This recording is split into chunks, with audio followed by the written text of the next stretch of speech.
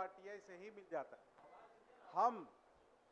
हम सरकार से जानना चाह रहे थे महोदय, और हमको पता है ये हम माननीय सदस्य जो पंचायत प्रतिनिधियों से जीत के आए हैं, ये उनका चिंता है। उनके साथ साथ सरकार भी चिंतित है कि ग्राम सभा मजबूत हो।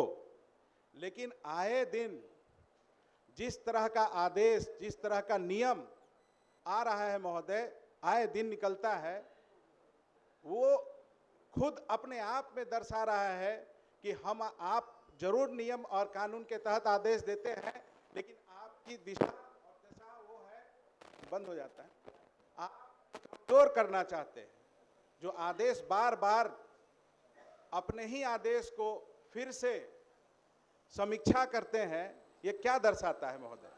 आज पंचायत प्रतिनिधियों का जो हाल हो गया है महोदय, आज हम वो चुनाव जीतते हैं, वो भी हमारी तरह प्रतिनिधि हैं।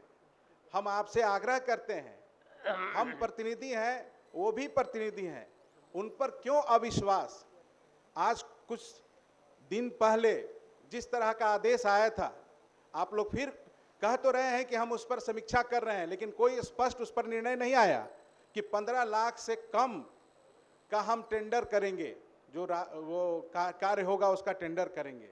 आप यह करके फिर हम लोग को लगता है कि बहलाने का कोशिश कर रहे हैं। पंचायत प्रतिनिधि टाइट एंड टाइट से तो परेशान था ही महोदय। ये नया नया आप नियम कानून ला करके ये क्या दर्शाना चाहते हैं महोदय?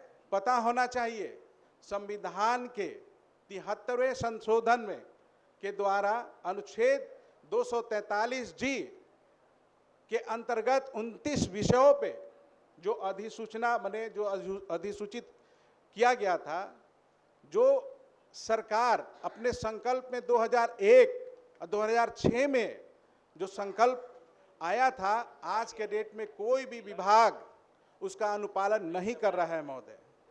आज स्थिति ऐसा है कि वो सर्टिफिकेट लेकर के मुखिया, वार्ड सदस्य, जिला परिषद इस मात्र चुनाव जीत करके सर्टिफिकेट लेकर के जनता का गुस्सा का जो है ना, सिर्फ गुस्सा उनको उपहार में मिल रहा है महोदय। हम यहाँ पर इस सदन में आपसे स्पष्ट वक्तव्य मांग रहे हैं महोदय कि हम जो भी आप निर्णय लिए हैं, आप उसको वापस ले लीजिए और स्पष्ट और सरल निर्णय कानून बनाइए।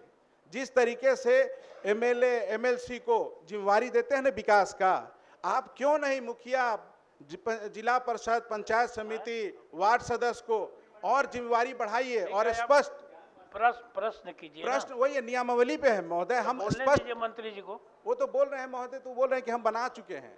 जो भी बना है महोदय नियम, आज तक कितने मुखिया वार्ड सदस्य को वो पता है? ये जलेबी की तरह घुमा हुआ है महोदय, किसी को नहीं पता है। आज बन के 3 साल हो गया है। इवन हम बता रहे हैं, आज टाइट एंड टाइट, कच्चा पक्का वर्क की कहानी में इतना उलझा हुआ है कि पंचायतों का विकास बाधित है महोदय।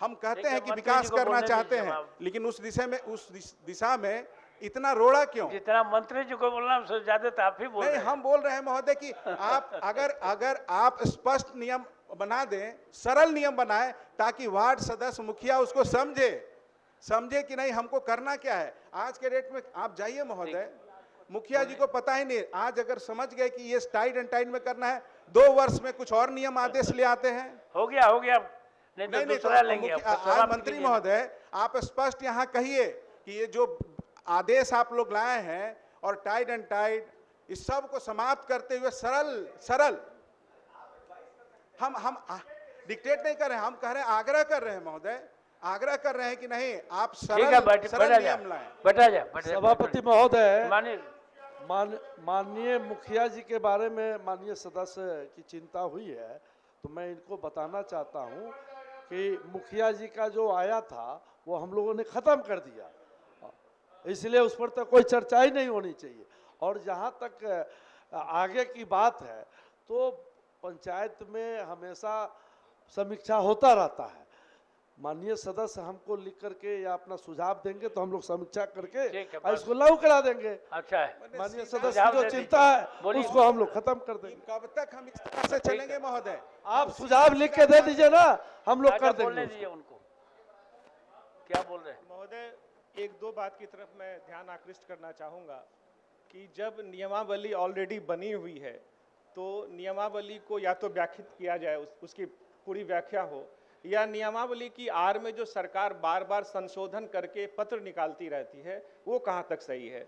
और उससे जो हम लोग भी इस प्रश्न से आच्छादित होते रहते हैं जब क्षेत्र में जाते हैं। अभी जो निकला था कि मुखिया जी का जो टेंडर वाला, तो वो ये कह रहे हैं माननीय मंत्री की ख़त्म कर दिए हैं, लेकिन इस तरह की बार बार हो रही है।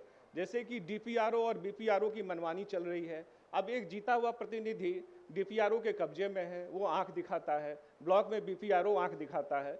तो नियमावली की स्पष्ट व्याख्या अगर हो जाएगी तो बहुत ही अच्छा रहेगा। दूसरी बात मैं एक और कहना चाहता हूँ कि अभी पंचायत प्रतिनिधियों का जो मानदेय है वो बढ़ा, लेकिन समिति को छोड़ दिया गया। वार्ड सदस्य जो सबसे बड़ी कड़ी है, जो ज्यादा संख्या में है, उसका नॉमिनल बढ़ा 500 से 300 हुआ। वही बात हो गया, तो जवाब जी, मिल गया तो है। मैं ये कहना आगे चाहता हूँ बढ़िए। कि उसको मतलब उसको श्री राजीव व्याख्यात कुमार। किया जाए।